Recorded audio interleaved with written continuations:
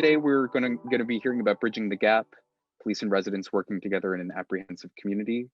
And the first thing we are going to do is answer a couple of questions about your feelings. So to you, is crime a problem in your neighborhood? If yes, that is letter A. If no, that is letter B. Again, you can either text these to the number 22333 or access it at pollev.com/COF community. See, we're getting a few in here. Okay, relatively even split. I am going to give it just another couple seconds here. All right. Whoops. So the next question, what is your perception of local law enforcement? Is it A, excellent, B, good, C, fair, D, not good, or E, awful? And we're going to give it another second. Your perception of local law enforcement. Michael, this doesn't seem fair. I mean, we're so underfunded. How can we answer some? I mean, Mark, you can address that to our presenter, Dr. Lewis. I'm just administering the poll. Let's just go with like what your best guess would be, since you are right, we are very challenged in our community, but I'd say just go with your best guess for now. And we are pretty evenly split. So that question is about the perception of local law enforcement. Our next question is about your interactions with local law enforcement.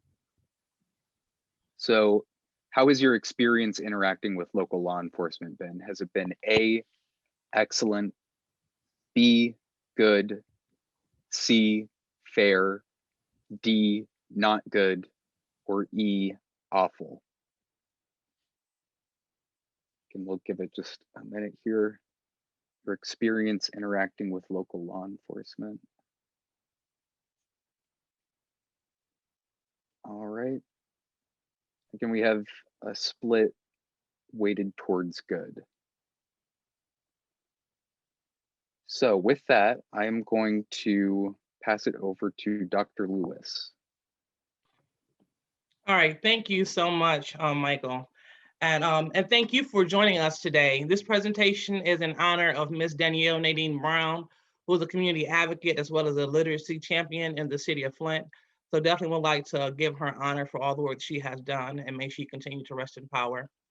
And a major thank you for the Engagement Hub for allowing us to present to local stakeholders. We definitely appreciate that. And hopefully this will serve as a template for neighborhood groups, especially as they look to enhance their relationship with local law enforcement. But moreover, we believe that law enforcement will gain valuable insight as well. So thank you so much. And Michael, you can forward the slide. All right, so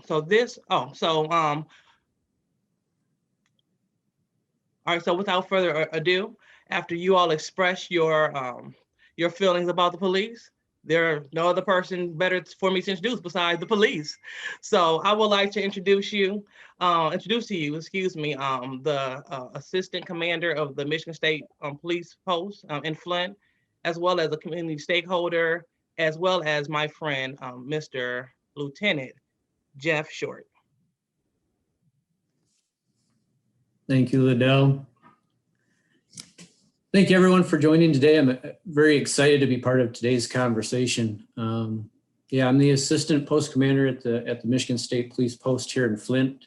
And a little bit about me, I oversee the uniform wearing MSP personnel that you see working in the city of Flint under the Secured Cities Partnership with Flint Police Department. So we work alongside with Flint Police Department as a partnership. So I have about 21 years of experience with the Michigan State Police, and I've spent the last half of my career working on the road patrol, starting out in Saginaw, and then I'm here in Flint now.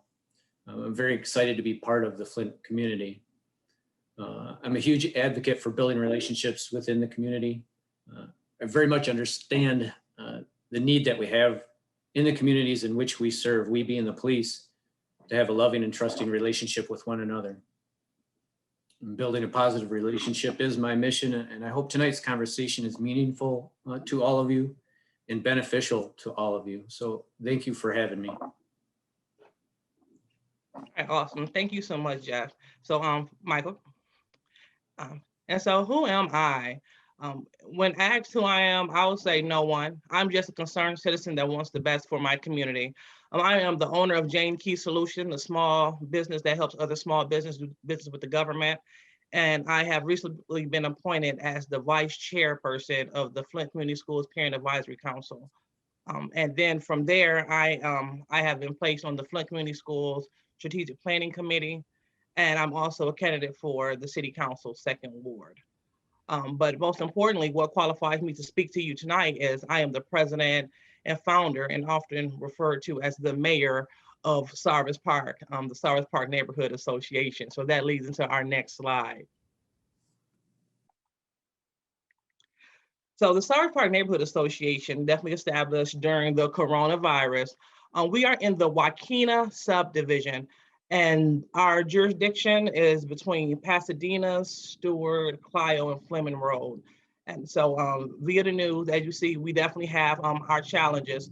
But the good part about Sarvis Park is we were able to make a lot of good headway during 2020. We were awarded 2 grants in our very first year, from one from the Community Foundation of Greater Flint and the other for Habitat from Humanity. And we also were able to establish quite a few community partners, such as Big John Steak and Onion, Clio Road, McDonald's, Clio Road, Don Donut, Steve Subs, Lawrence E. Moon Funeral Home, AutoZone on Clio Road, the Genesee County Land Bank, and local law enforcement are just to name a few, in addition to a lot of great crowdfunding efforts that took place to sponsor a lot of our events that were not funded by the grant. So we definitely we're excited to talk about that. So as we go on to the next slide, we have a significant amount of older citizens in our neighborhood, combined with the fact that we can't rely on people to see our newsletter or posting on social media because of social media algorithms. So we decided to take it to the streets and hand deliver newsletters to all 230 homes in our area. So we have a newsletter that comes out quarterly, and we address a lot of things that are discussed throughout the community, because the best citizen is an informed citizen. And going back to what the gentleman said earlier when he made the comment about the police budget being stretched, those are things that once you know what the problem is, then you have a different perception. But as you know, your perception becomes reality. So the great thing about these newsletters are that we include new information obtained in all community meetings. So when I go to the Flint Neighborhood United meetings, I bring back information. All of the emails that I see on social media, I input all pertinent information, information about the trees being cut down, all of those things. They go to our newsletters. And also a great part about that is that we also include law enforcement information in all newsletters. So why do we include law enforcement information in all newsletters? Because it's important to partner with local law enforcement. And for me, now we've experienced nighttime shooting in the park where people will come into the park and they would just let off guns. And unfortunately, some bullets land into the home of some of our senior citizens. So that really perked me to really get vigilant about securing our area to make it the safe place that it once was. And also, when I was at the park with my son, we were just playing, having a good time. Yeah, we heard gunshots. And then we had to run away and take cover. And lastly, watching kids escape near-death experiences because of excessive speeding, and running of stop signs and et cetera. So we have a big, beautiful park, and we should be at liberty to use it without fear. And furthermore, we should be able to fearlessly walk throughout our neighborhood. So those reasons alone is a big reason why I made it a priority to establish relationships with local law enforcement. So you may ask, so why do so many of us refuse to call or work with those that are commissioned to assist? Well, according to the Charles Cook Institute, 91% of white people have good relationship with the police, with 70% of Hispanics having good relationship with the police, and only 56% of Black people reporting to have good relationship with the police. Now, according to your poll everywhere, it looked pretty even. But one thing that I didn't want to overburden you all with questions, but one of the questions I wanted to ask was your experience with the police outside of a friendly environment. Because if you come to a local law enforcement day in the park, absolutely the police are going to be nice and kind. But if you have to call them for something serious, will you have the same perception or the same experience? So that was a question that I wanted to ask but didn't, but it's definitely something to ponder. But look at that 56% of Black people that reported not having a good relationship with the police. Does that make that group less moral or less supporting of police than the rest of the groups? Not at all. And so in order to attack that, we must understand the history of police and understand why certain communities view the police the way that they do. And thank you so much, Michael, for already setting us up. So now I'm going to turn it over to Lieutenant Short. Yeah, so obviously we must understand the history of police to understand, why certain communities and people view the police the way that they do. The U.S. police have a complicated history, some of which has caused longstanding effects on negative policing. Starting with the night watchman policing as a punishment. In the 1700s, patrol groups were created to stop runaway slaves and release terror on the slaves community to prevent rebellion. Including disarming people so they couldn't defend themselves. Slave patrols opened the door for the creation of the KKK. And in the 1800s, the police force was also established to control immigrants. And by the 1880s, all major cities had a police officer force in their cities. Dealing with, there's widespread corruption, such as paying off the police to look the other way. And obviously that presents a problem. How can you pay off the police when you're broke? How can that be? You talk about, some of the other issues you'll see on the slide, crack cocaine versus powder cocaine, racial disparities in the laws. The penalty for crack cocaine became more severe than powder cocaine. Crack cocaine was cheaper by volume and therefore more seen and more predominant in poor communities. So it's believed that the higher penalty for crack cocaine was because it was found, more predominantly in poor Black communities. And with the penalties being more severe, so being caught with, the crack cocaine and the penalties for that being more severe for those individuals in the Black and brown communities than their white counterparts. So that creates a lot of disparity and a lot of distension. And even though some of those things could be done or been generated through either the prosecution or the judicial side of things, police also get included in that group as well. So that's a lot of these negative things that we see. So additional things that we've seen is many of these ongoing issues have led to people videotaping police contacts, right? Especially with social media these days, and putting those videos on social media, using them as an avenue to vent concerns and to bring transparency. And even the push to have in-car video and body cameras, and all of that's due to the distrust with the police. So it's important that today's police, and I believe this, today's police understand the history of policing and understand the concerns of the community in which they are policing in order to be effective. So we need to take the time whenever possible to understand or better understand one another.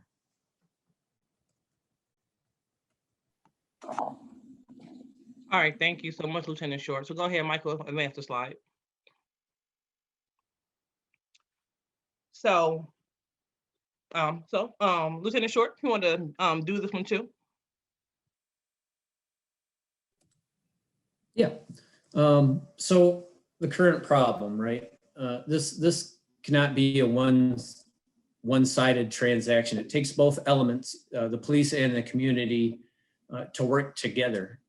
The Department of Justice states that strong relationships of mutual trust between the police agencies and the communities that they serve are critical to maintaining public safety and effective policing. Looking at the history of policing in America and the stats from the Charles Koch Institute, it's obvious who has the losing end of that spectrum. And I believe that's what, Liddell, that you were speaking of, correct? When you talk about the 91% of the white people have a good relationship with police and 70% Hispanic people have a good relationship with police and 56% of Black people have a good relationship with police, right? And knowing that, you know, that we'll never have 100% satisfaction in that, our goal is to increase the percentages in the communities of color, especially in African-American communities. So clearly, there are a lot of benefits of having the police in the community.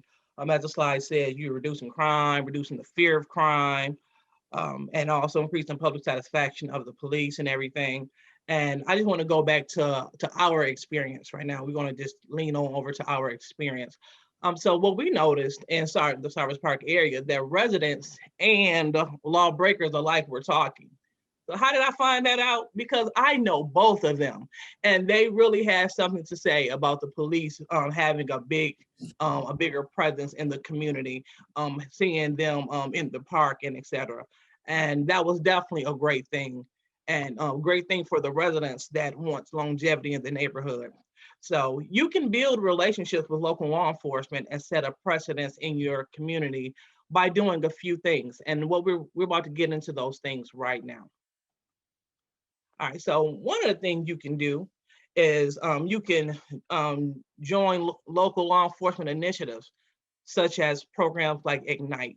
I'm not sure if the masses are familiar with Ignite, but Ignite is a program being spearheaded by Sheriff Swanson at the county sheriff department, and it reminds me of a skill center. So basically, if you go into prison, jail. Big difference. Prison and jail, not the same thing. So if you go into jail, you are sentenced to a brand new life. You're being sentenced to an opportunity to receive an education that would change the trajectory of your life and also your family life as well.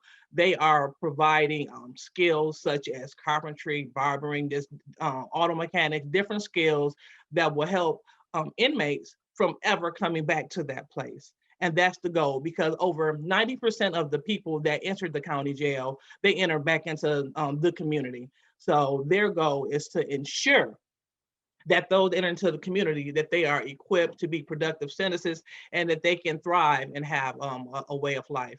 So if you know anything about the Genesee County Skills Center, that's sort of kind of like the motto for Ignite. And their first campus is on North Saginaw Street, 5601 North Saginaw Street. And their motto is to have a few campuses throughout the city of Flint, but those campuses will also serve as police mini stations. So that's one way to get involved, and one way that they are protecting while serving the community. And I also would like to just comment a few things about the Ignite program that I thought was very interesting. They recently allowed all inmates to cast a ballot for the November election. So that had never been done, on the first time in history that they went over and they got the ballots, and then they walked them over there to the city clerk. So that was definitely monumental, and it caught the attention of national media, and it was on Good Morning America. And moreover, yesterday, the inmates, they were afforded the opportunity to receive the COVID vaccines for all the inmates that wanted it. And then next, this is also a good standing to tell you that a lot of people have faith and hope in what they're doing. So inmates from a local prison, it was 2 weeks ago, they donated $2,000 to the Ignite effort. Now, I don't know if you know anything about jail money, but jail money is a little harder to come by than outside money. So that $2,000 effort is equivalent to like $20,000 on the outside. And one of the prisoners made the comment that a program like Ignite is strong, powerful, and impactful. So when you have programs like that working in the city and out on top of protecting while they're serving, that's how you create great relationships. So the Genesee County ambassadors, in conjunction with the sheriff's office, because they work through the sheriff's office, they are doing great things. They leverage community donations to help the community. So for example, they honor change makers in the communities. One of the people that they honored during their Women's Day presentation was with Miss Mamie Fordham. She was one of the first people to go inside the county jail to volunteer as a social worker. Next, the Genesee County ambassadors are working through the sheriff department by using their social media platform to keep citizens up to date. They have a weekly update of everything that's going on. So that is a great way to stay connected with the community. And then also during Christmas, they purchased toys for the inmates' children. That was also something monumental. So they made sure that no child was left behind, including those, because we must keep in mind, a lot of people might hear the word inmate, but you are innocent until proven guilty. So until they have their trial and stuff, they are innocent until proven guilty. So that is the avenue that they are approaching. And then as I wrap up on what the sheriff department is doing, which is a lot of things, they also granted a wish list for area residents. And one of the wish lists was a resident, she needed a tree removed off of her roof because the tree fell and it was beginning to deteriorate the roof. Well, this service is important because although great home improvement programs are available, neighbors like this can't access them because they can't afford homeowners insurance. And that's a barrier to a lot of people receiving monetary help from those programs. If you don't have homeowners insurance, you can't access those funds.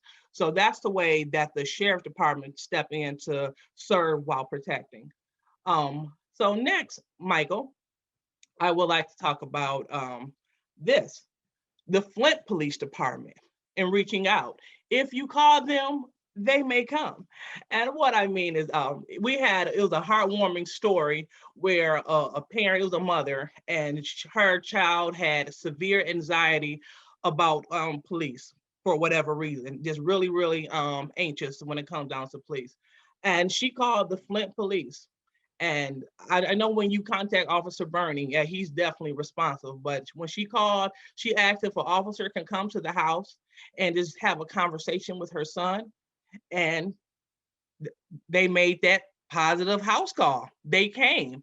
And when they came, I don't know what was said, because clearly I was not there, but the mother expressed such a weight was lifted off the child and said that the child felt as if he just gained a brand new best friend. So it totally changed his perception of the police just by the police making this positive house call. So that definitely was a great thing, because we know definitely that our police force is stretched thin. But if we lean on them for positive situations, it may increase our police community relations. So that's very important. But I also want to comment on this too regarding the Flint police. So also a way of getting involved is through the creation of the Flint Community Advisory Task Force. It's also a method of collaboration. So with the task force teaming up with the Flint Police Department and with the input of the citizens, they were able to make a few things a priority. So right now they have some priorities that are guided by the community, such as truth and racial healing and transformation training for the police and also citizens, implicit bias training, and also focusing on community engagement activities. Okay, thank you, Mike. All right, so here is the list. Here is the list that basically help us mold what we're doing today. And Officer Short, please feel free to interject when you see fit. It is imperative that police agencies make improving relationships with local communities a top priority. And these are the ways that we can definitely get it done. So the first way is hosting community events. Community events are very important. And you will see we have a couple of pictures and slides coming up. But yeah, but like I say, if you ask them, they will come. If they're invited, they will come. I know police just don't want to show up to an event where they're not invited, especially if they have if they feel that people have a bad perception of them. They don't want to just be the odd man out. So definitely, if you open up the door, they will walk through, and that's what happened with Officer Short and myself. Let's see if you have, and don't forget, Lieutenant Short, just interject anytime that you want. Oh yeah, Yeah, well, so we're still going, Mike. Go ahead. Yeah, so in one of the pieces of the puzzle here that you see is you see to the right, it has the Flint Post Citizens Academy with the Michigan State Police symbol. And that's one of the programs, one of the several programs we have, but one that I think is extremely beneficial that not everybody knows about. And it's called a Citizens Academy. It's about an 8-week program where citizens get to sign up for this class, and they will come and meet at the post, and they get to have hands-on in-class training on multiple facets of the Michigan State Police. And this will include, speakers from many different disciplines, from canine to aviation to just troops working the road to detectives, where they come in and they'll talk about, how do we operate? What does it really look from the inside of the Michigan State Police? And then we also include, even some outside departments like 911 dispatch. They may have people from the prosecutor's office come in and speak and talk about some of the items pertaining to the prosecutor's office. But really the intent is to allow, members of the community the opportunity to get to know a little more about the police, about the Michigan State Police. How do we work? And to have a better understanding even of police as a whole. So it really opens up some transparency and dialogue for a better understanding of one another. And at least in my past experiences with these academies, is people walk in not knowing much, right? You may be skeptical, you may be just unknowing of a lot of things. So by being part of this, you kind of get that inside look and to have some of those conversations and a little understanding about how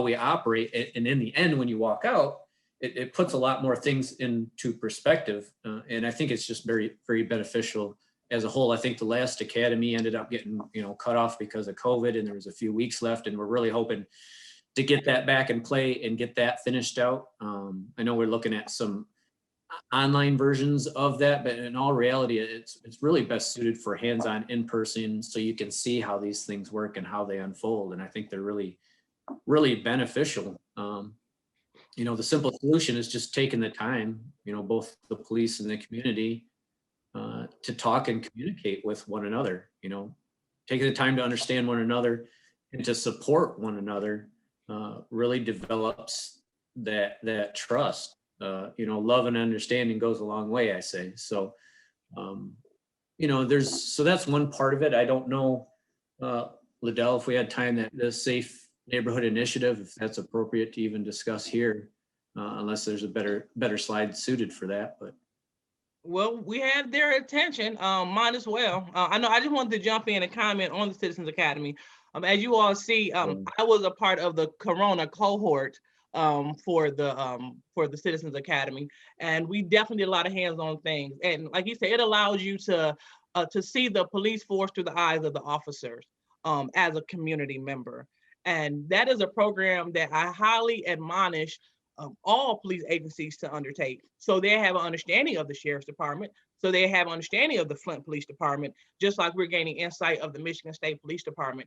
And from there, it'll be a great idea to form your, from your task force and your community groups based around these people that have this inside knowledge. So because for example, with the Flint area task force, so since they work with the Flint Police Department, it'll be ideal to have them go through like the Flint Police Citizens Academy, so they have an understanding as they begin to work in tandem with them. So I think that that would overall be a great idea for all of our police and local law enforcement agencies to undertake. So go ahead, Lieutenant Short. Yeah, and I don't want to take up a lot of time, but I do want to get something in here. It's a new initiative here in Flint that is being piloted here, and it's just getting ready to kick off. It's called the Safe Neighborhoods Initiative. And really what it is an initiative with detectives and the uniforms alike in Flint Police Department and the Michigan State Police coming together with the community. And it's kind of a situation where we're asking the community we're asking you to get involved with us. And what it is a situation where we would like to go into the community, either after a critical incident such as a shooting or a homicide, or it could be to look into maybe a homicide or something critical that had happened maybe some years ago. But try to get information. Well, let me back up. We all know that when the police come knocking on your door, trying to get information about some of these critical things, a lot of people are skeptical to open the door. Am I correct when I say that? I don't think I need to say a whole lot more than that. I think we can understand that. And there's a lot of reasons why, is whether it's distrust with the police or disgust with the police, or whether it's really they don't want their neighbor to see them talking to the police about what happened next door, right? So that's kind of what spearheaded this initiative. My point is this initiative is to try to, we need help. The police needs help, the detectives need help in gathering this information, because this is what solves the crimes and this is what holds people accountable for some of the things that they do. And so we're asking the public to also come together with us, maybe at a meeting place at a certain time. We would brief together, and then we'll go out into the community together and try to encourage members of the community to come forth with information as they feel comfortable doing so, and providing them with information on what are the avenues and how can they do that? How can they get in touch with that detective privately? How could they contact Crime Stoppers and anonymously give a tip and give some information that will help the community? And while that's just one aspect of that is our ask and our initiative, we're really, really wanting the community to come forward with us and walk with us in this endeavor. That also can spawn into many things. And the way I view it, of when we get together and we're going to go door to door and walk throughout the neighborhood, we can also give information such as, let's say your neighborhood group wants to get out a newsletter, wants to get out information about COVID vaccines, any information that you want to give out, we can hand that stuff out at the same time as well. So I think it's a really good situation where we can personally get to partner with the police and the community, get in the same place, try to get information out that's going to benefit our community and gives us a chance to walk and talk with one another. And I think it's a really good thing. So I'm not going to talk really long on that and take up a whole bunch of our time, but Flint Neighborhood United group is going to be part of the hub to receive that information when we're going to be doing these gatherings. And they're going to be disseminating that. So please look forward to that. And if you see that, I really, really encourage you to join or to meet with us and see what that's about. If it's not for you, that's fine. But we really would like your help on that as well. So I just wanted to get that in there. All right, thank you so much, Lieutenant Short. So I'm just going to go ahead and just drill through this list a little bit, just so you have a little frame of reference as you look at it offline. So another way to link with local law enforcement is to provide non-emergency numbers to residents. I had different neighbors contact me about calling the police because they didn't want to call 911 because they asked for, for your information, et cetera. So providing residents with non-emergency numbers, such as with the Crime Stoppers number, that is a way to definitely link residents with local law enforcement. And creating a newsletter, putting out pertinent information about your community, about what's going on. And just as you heard, you have free labor. They just said that they'll go door to door delivering your newsletter. So, so definitely, that'd be a great thing to bridge the gap. And then participating in essential community events such as food giveaways. We have an example of that coming on later on in the slide. And then be a viable presence in the community, such as walking and biking in the neighborhood. You know, you definitely can ride in the car, speaking of the officers, but when you get out and walk the beat or ride the beat and have those kind of, you know, I guess, personal neighborhood one-on-one. So like when they see you not only ride through the neighborhood, but you're coasting in your mountain bike, whatever, that sets another precedent and make the community members feel as if you consider, as if you're really on watch, as if you're really getting involved. So, and next, acknowledge and discuss challenges in the neighborhood. That's a great way to link up, because when I first connected with Lieutenant Short, we had powwows around the cruiser, sitting in front of the park, talking about the challenges and what we needed to do to fix some things. So that really opened up his eyes to what we needed at Sarvis Park, and also his expectations as being a state trooper. And then next, establish a citizen advisory council. That is one thing that I think will be very beneficial. And the reason why is because a lot of people feel that the police agency, that they are not transparent. So if you have this council, especially this council of people that went through the academy, that are looking at cases, you know, by local law enforcement, looking at things that they're doing, and they're able to offer a more unbiased eye from a community perspective, that'll definitely help them going forward, help them with the true informed community perspective. And then, like we said, ensure all police officers are aware of the history of policing. That's important. And then establish and sharing policies such as the duty to intervene. So, you know, when you post things on social media, or just post them, especially on social media, your website or whatever, it allows people to see that you're being action oriented, that you are open with your information, and you're open with the ways that you operate. And we are seeing increasing personal interaction, assisting with the creation of neighborhood watches, and promoting the academy, as Lieutenant Short already named.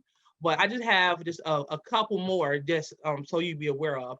So next, as far as taking advantage of National Police Week, and it was established by President Kennedy May 9th through May 15th. So use that week to do police focus initiatives, or to do activities surrounding police to get them involved. It's their week, so definitely have them do that. So thank you so much for sticking with me for that. So so as we move forward. All right, so we had a couple of events, and this is exactly how we interacted. And these are actual pictures from the real events. So we had two events. One was in May and the other one was in September. The event in May went viral, and it was so impromptu. We just decided, hey, Lieutenant Short, let's go ahead and show up and have a game of masked basketball. He said, cool. So if you look at the picture on the far right, we had it was the kids versus the state police. I'm not going to tell you that the state police lost, but that's what we had. We had the street. It was lined up full of state troopers that wanted to be there. And when I say it went viral, let's say we almost had 500,000 views, and people, they were riding by, blowing a horn, really excited to be there. And then on the second go round, we had McGruff, the crime dog, was there. Mayor Neely, Commissioner Nolden, Councilman Davis. See, because when you do these events, you send out an invitation to everyone. You send out an invitation to everyone. We even had the commander of the Michigan State Police Post there, Commander Brantley. She was there. And Officer Kramer and Lieutenant Short showed us their hidden talent on the grill. So we definitely had a great time. But one of the side effects of this meeting was that police presence eliminated excessive speeding. I tell you, everyone was stopping, neck jerking, stopping at the stop sign. So that was a great part, but we really enjoy seeing people pulling up just to eat, just to express their appreciation of the police connecting with the community. Lieutenant Short, you got a comment about that day? Yeah, so, and even to back up the bus, you know where this all started, and it started when, you know, Liddell had reached out she just reached out in an email about concerns that are going on in our community. And me picking up, okay, I get the message got delivered to me, and I just picked up the phone and called her. And that spawned into several other contacts. And it leads up to these multiple things that she's talking about. But my point is, it started with something very small, just two people communicating with one another, that turned into all of this. But that day, all of those things that we have done at Sarvis Park have been wonderful and beautiful. And where they're really meaningful to me is not just being able to interact with the kids there, which is obviously important, the children. But really, it gave me an opportunity personally to have conversations, and good, meaningful conversations with members of the community that were show up and willing to, willing to have a conversation with me, which I know some were, a little standoffish at first and maybe not knowing how to take that, but wow, it was wonderful and great. And just to see even this thing unfold on social media, when I see the reaction that I was not expecting. I mean, this was something, when we talk about the basketball game, we just decided, hey, we're going to show up at the park and engage with the kids in the park and just be present, right? And just be part of the community. And then it turns into more people, and then more people in a basketball game, which we did lose horribly. We really lost bad. We were school, but that's, that was part of the fun. But literally cars driving by, and I swore that actually they were going to get in a wreck because they're rubbernecking, going, oh my gosh, this is wonderful to see the police actually interacting with us. But the way that made me feel is just, it's overwhelming. It really is. And he didn't mention the fact that the officers, they were not required to come. They came on their own. Yeah, so I'm going to fill you in on a little bit of tidbit on this, right? Liddell knows the story, so I think that's what she's trying to allude to. But I really just reached out to those that were working that day and said, hey, this is something I'm going to do. I'm going to go down to the park. We're going to take some basketballs and some jump ropes and engage with the children. I'd really like to see you come down and give me a hand. But I didn't order them to do that. I didn't push it any further. I just kind of threw it out there. And my personal goal was to see, I really want to see which one of those officers are going to show up because they want to show up, not because I said to, but I wanted to see who had it in their heart to show up and do that. And I show up, I'm by myself for a few minutes, and next thing I know, our K-9 officer shows up. The next thing I know, another 2 more blue cars show up. And before it's over, we had, I don't know what, I couldn't even tell you what we had, 10, 12, more than that, show up. And I'm telling you, it's almost like, I don't want to call myself a dad here, but it's like a proud dad moment, because all of these troopers showed up. They started engaging with the children, playing basketball, and they were just having fun. And I'm sitting back looking like, this is awesome. They are here because they want to be here, not because they had to be there. So to me, that was a huge moment for me. So it really told me where their heart really lies. And I'm just sharing this with you, but it was important to me. So.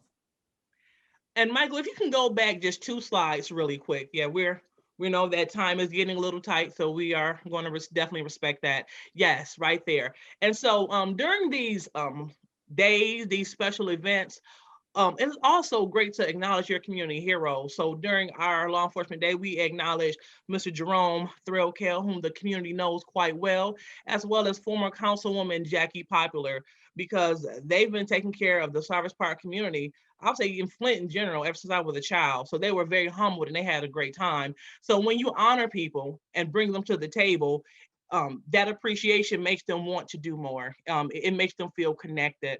And it also, it mends the disconnect. So that is very important as you go forward on planning your community engagement activities. All right, thanks, Michael. So next, one of the things that we did, we wanted to be socially responsible.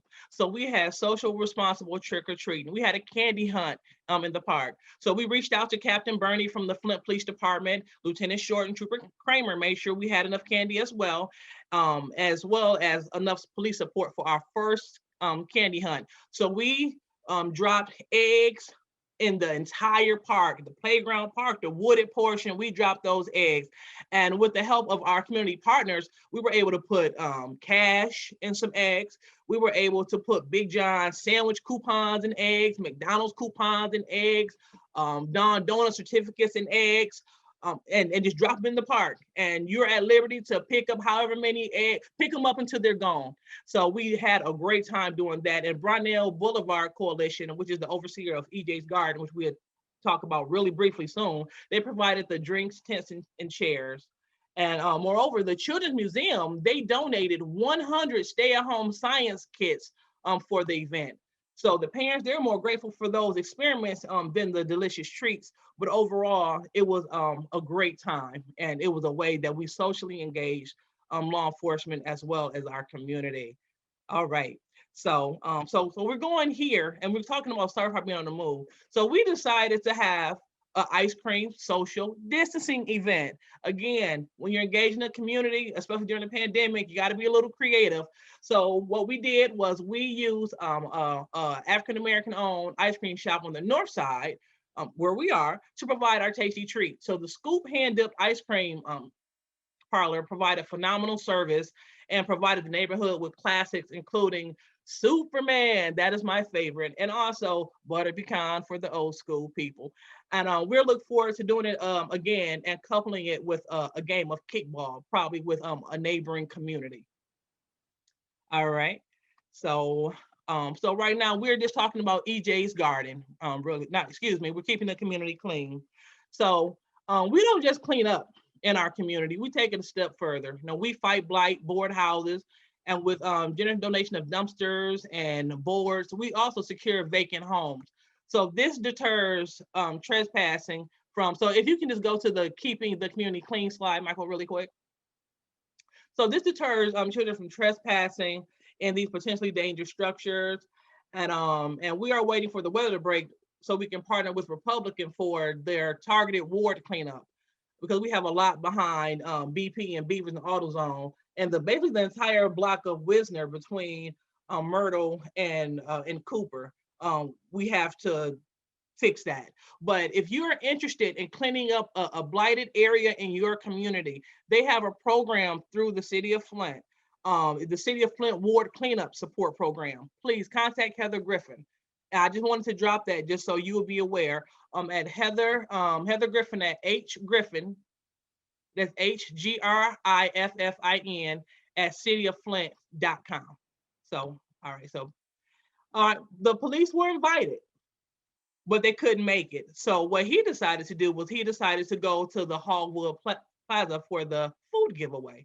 So he'll briefly tell you about his experience to see state trooper come up to help distribute food. When you ask, they will come.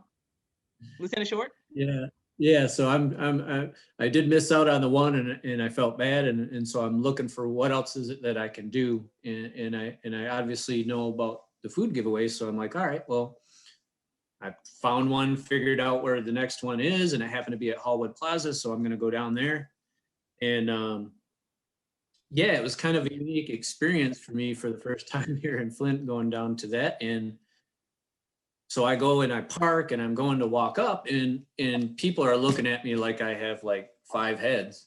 Like, what's this guy doing? Who are you, and why are you even here? And I'm like, okay, well, this is getting weird, you know? So I'm like, all right, I can do this. I'm just keep going, come up, start talking to people. I'm like, and they're just looking at me.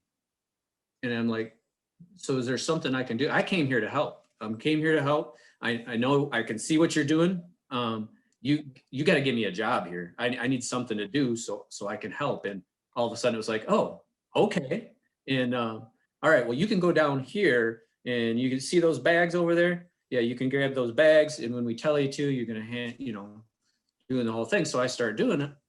And so, yeah, it was really, really awkward at first, but next thing you know, we start having conversations, right? So we're giving, handing food out and having conversations with people in the car, and it was what started out kind of awkward at first when they really realized that I was there to just help and serve, right? It opened up a lot of dialogue and a lot of conversation. And before the end of the thing, we're like dancing and I'm waving cars on, and we had a wonderful time, but it was a lot of meaningful conversation that took place during that context. So it turned out to be awesome. And I did several more after that. So. Hey guys, this is Teresa. I just want to let you know that it's 7 o'clock. So I'm letting you know your time is winding down here. So if you guys wouldn't mind Wrapping it up. I yeah. got it. And I know we had a question. Holly had her hand up. So I'm wondering if we could maybe answer that question and maybe quickly wrap up. Oh, sure. Yeah, definitely not a problem. So you want us to wrap up, then take the question, Thank take the you. question and wrap up. However makes the most sense, whatever the flow or whatever makes sense for you, that would be helpful. Okay, fine. Well, we just go ahead and just wrap up really quick. And I definitely appreciate your patience. So much great information. Want to make sure that you received it all. So another way that we engage is story time in EJ's garden. And it's a community garden located on the corner of Brownell Boulevard and Sunny. And when the harvest is ripe, the community come and gets fresh fruits and vegetables. And we engage the police by having them come out and read to the children. So that was another way that we help to do that. So my future idea for the Service Park model, we are looking to have a wraparound approach where we engage local, I'll say key stakeholders from different government agencies and nonprofits to help us fulfill the needs of our area. So we can just go directly to the key person in charge so we can get things done. And that's pretty much it. So as we go on to the questions, if you have any questions, please feel free to ask us. You see our contact information was up there, but it's not anymore. But we had definitely put it up there briefly so you all can jot that down, reach out, definitely available. And then we had a quick poll everywhere question too, as we are wrapping up. So we want to ask you all, did you learn something new today? Thank you guys so much. Michael's gonna go walk us through this next poll everywhere.